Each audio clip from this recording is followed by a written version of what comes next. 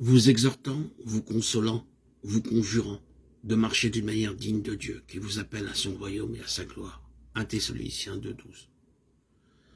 Dans Romains 8,18, nous lisons que nos souffrances ne sont rien comparées à la gloire qui sera révélée en nous et à travers nous. Nous devons croire de tout notre cœur que Dieu nous a appelés à son glorieux royaume. 1 Thessaloniciens 2,12. Si nous croyons cette vérité, nous marcherons d'une manière digne de son appel.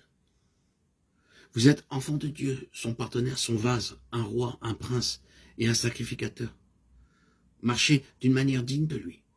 Nous devons être préparés pour ce glorieux appel céleste à travers de multiples épreuves, tribulations, tentations et difficultés. Nous n'avons aucun droit de lui dire comment il doit nous éduquer. Dieu seul sait ce qui est le meilleur pour nous. Il sait comment nous éduquer à dessein.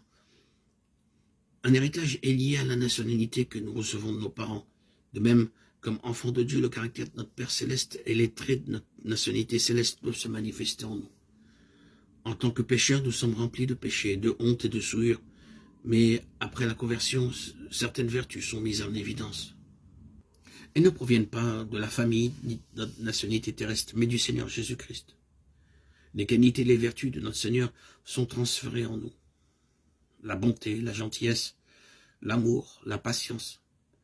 C'est notre héritage céleste que nous n'avons pas reçu de nos parents ni de nos professeurs ou prédicateurs, mais par la vie de Dieu en nous. Il doit y avoir de notre part le désir de voir ces vertus se manifester dans nos vies. Il mesura la muraille et trouva 144 coudées, mesures d'homme qui étaient celles de l'ange. Apocalypse 21, 17. En tant qu'enfants de Dieu, nous sommes devenus des rois, des sacrificateurs. C'est notre privilège. Apocalypse 1, 6.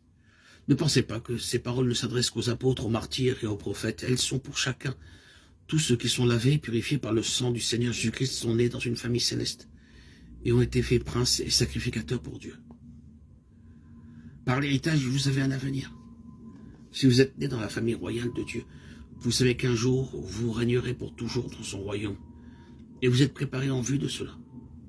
Pour finir, nous sommes choisis pour être l'héritage de Dieu même.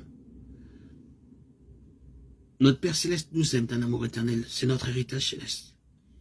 Jouissons de son amour dans sa plénitude. L'amour du Père Céleste, de l'ami et de l'époux. Mais il aspire aussi à se satisfaire en nous. Comment l'aimons-nous?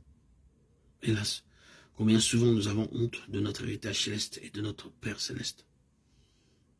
Hélas, bien des croyants ont honte d'appartenir au Seigneur Jésus-Christ comme leur sauveur personnel. Lorsqu'ils sont parmi des amis et des voisins, ils ont honte de lui. Et cependant, lorsqu'ils ont des difficultés, ils s'écrient « Oh Seigneur, aide-moi, aide-moi, je désire ton aide ». Le Seigneur les aide immédiatement, mais ceci ne satisfait pas son cœur. Il désire que nous soyons parfaitement un avec lui, pleinement possédés par lui pour être pour lui, comme l'épouse pour son époux. Ceci est notre héritage céleste et le sien. Que le Seigneur nous accorde une plus profonde inspiration pour ce glorieux héritage et une véritable compréhension de sa signification.